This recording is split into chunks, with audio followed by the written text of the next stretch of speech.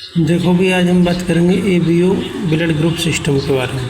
ठीक है, ये डीएमएलटी सेकेंडरी के क्वेश्चन पेपर में आया था 2024 में, पेपर सेकंड में। ABO blood group system is primarily classification use to categorize. जो एबीओ ब्लड ग्रुप सिस्टम है इसका क्लासिफिकेशन कब किया जाता है? यूज्ड कैटेगराइज, यूज करते हुए, क्या कैटेगराइज करते हुए? ह्यूमन ब्लड बेस्ड, ह्यूमन के जो ब्लड है उस पर बेस्ड है क्या? प्रेजेंस और एब्सेंस, उपस्थिति और अनुपस्थिति किसकी? ए और बी एंटीजन की on the surface of red blood sales. मतलब किसी इंसान के रेड ब्लड सेल्स के ऊपर एंटीजन ए है या बी है या ओ है, इसको कैटेगराइज करते हुए एबीओ ब्लड ग्रुप सिस्टम को क्लासिफिकेशन करते हैं। ये कहनी चाहिए बात। इट डिटरमाइन ब्लड कॉम्पेटिबिलिटी, ये क्या है? डिटरमाइन करता है ब्लड कॉम्पेटिबिलिटी कि ब्लड किसी मरीज को चढ़ाने लायक है या नहीं है, सेफ है या नहीं है उसके लिए, ट्रांसफ्यूजन के लिए। एंड ऑर्गन ट्रांसप्लांट, किसी का अंग बदलना है उसके लिए। ठीक, ये कितने टाइप के होते हैं? 4 टाइप के होते हैं। तो डायरेक्ट हम इस पे आ जाते हैं।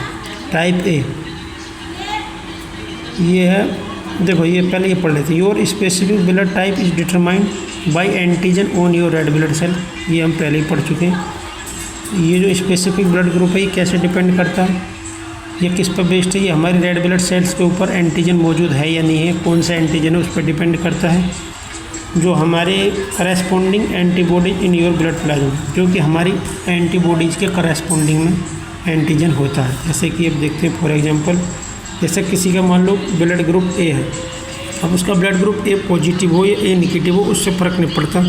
बस ये देखो, अगर वो मान लो किसी का ब्लड ग्रुप ए है तो उसकी आरबीसी के ऊपर ए एंटीजन मौजूद होगा, ये ध्यान रखो। और उसके प्लाज्मा में क्या होगी? बी एंटीबॉडीज होगी। ठीक, अगर जैसे कि मान लो मेरा ब्लड ग्रुप बी पॉजिटिव है तो मेरे आरबीसी के ऊपर क्या होगा? बी एंटीजन मौजूद होगा आरबीसी के ऊपर। और प्लाज्मा में कौन सी एंटीबॉडीज होंगी? ए एंटीबॉडी होंगी। टाइप्स ए बी, यदि मान लो किसी का ब्लड ग्रुप ए बी है तो उसके आरबीसी के ऊपर एंटीजन ए भी मौजूद होगा, बी भी मौजूद होगा, पर उसकी एंटीबॉडी जो है प्लाज्मा में कोई सी भी एंटीबॉडी नहीं होगी। ठीक है ना? ऐसे किसी का ब्लड ग्रुप ए है तो उसके आरबीसी के ऊपर ना तो ए एंटीजन होगा ना बी एंटीजन होगा, पर एंटी ए और एंटी बी एंटीबॉडीज होंगी किसमें? प्लाज्मा। मतलब एंटीबॉडी तो दोनों होंगी लेकिन एंटीजन ना ए होगा ना बी होगा, किसमें? ब्लड ग्रुप में। ठीक, ट्रांसफ्यूजन कॉम्पेटिबिलिटी, मतलब किसी को ब्लड चढ़ाना तो कॉम्पेटिबल है या नहीं है, मतलब मरीज को चढ़ाने लायक है या नहीं है, ये देखते हैं। Understanding your ABO grouping is vital. Understanding का मतलब एबीओ ब्लड ग्रुप सिस्टम को समझते हुए ये क्या है? ये बहुत ज़रूरी है, वाइटल है। Because compatible blood can trigger A severe potentially फटल। ये कह रहा है अगर कोई ब्लड इनकॉम्पेटिबल है, मतलब कॉम्पेटिबल नहीं है, मतलब मरीज को चढ़ाने लायक नहीं है और तुमने चढ़ा दिया उसको, तो वो क्या हो सकता है? घातक हो सकता है। और इम्यून रिएक्शन, जो जिसको ब्लड चल रहा है उसको जो इम्यूनिटी है उसकी वो रिएक्शन करेगी भेड़ द बॉडी की एंटीबॉडी, जहाँ मरीज की एंटीबॉडी अटैक करेंगे किस पे? डोनर की ब्लड सेल। समझ रहे हो तुम? मतलब किसी मरीज को ब्लड ग्रुप मान लो ए पॉजिटिव है और उसको चढ़ा दी तुमने बी पॉजिटिव, तो जो मरीज की जो एंटीबॉडीज हैं वो जो ब्लड तुम चढ़ा रहे हो उसके अंदर जो आरबीसी उस पर क्या आक्रमण कर देगी, ऐसे समझ लो इसको। Universal donor, people with type of blood can safely donate red blood cells to anyone because their cells lack of A and B antigen.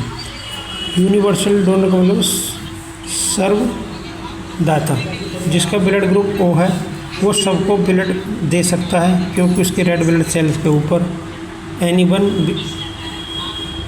Because they cells lack A and B antigen, मतलब इनकी जो RBC है उसके ऊपर ए और B antigen नहीं होते।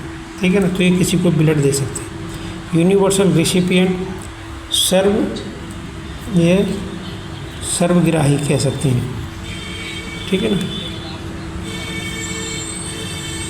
आगे है people with type A B blood can receive red blood cells from any ABO type.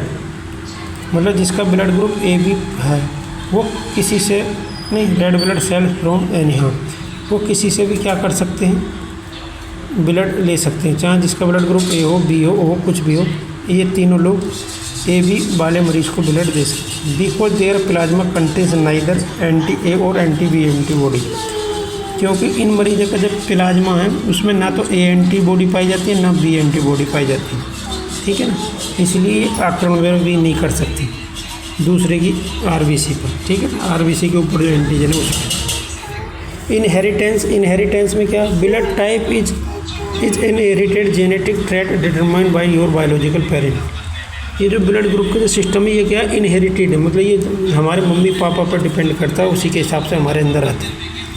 The gene responsible for this system is located on chromosome 9। ये जो ब्लड ग्रुप सिस्टम आने का जो तरीका है ये लोकेटेड रहता है किसमें, क्रोमोसोम में। अब ये 9 क्रोमोसोम में रहता है, शादी कह रहा। It indicate which enzyme modify the precursor molecule, ये कह रहा इट इंडिकेट करता है विच एंजाइम, जिस एंजाइम को मॉडिफाई करता है द प्रीकर्सर मॉलिक्यूल को फ्रॉम आइदर ए और बी एंटीजन। ये थोड़ी मेरी समझ से बाहर है भाई। और एक comprehensive review the biochemistry and genetic variation, consult the national institute of health और detailed A B O blood grouping system Wikipedia page. ये तो सब ऐसी है, इसको तुम छोड़ दो। ये कहने का मतलब यही है कि जो ब्लड ग्रुप जो है वो हमारे हाथ में नहीं होता, ये हमारे मम्मी पापा से हमारे अंदर आता, इसमें हम कुछ नहीं कर सकते, ठीक। ये 4 टाइप के होते हैं।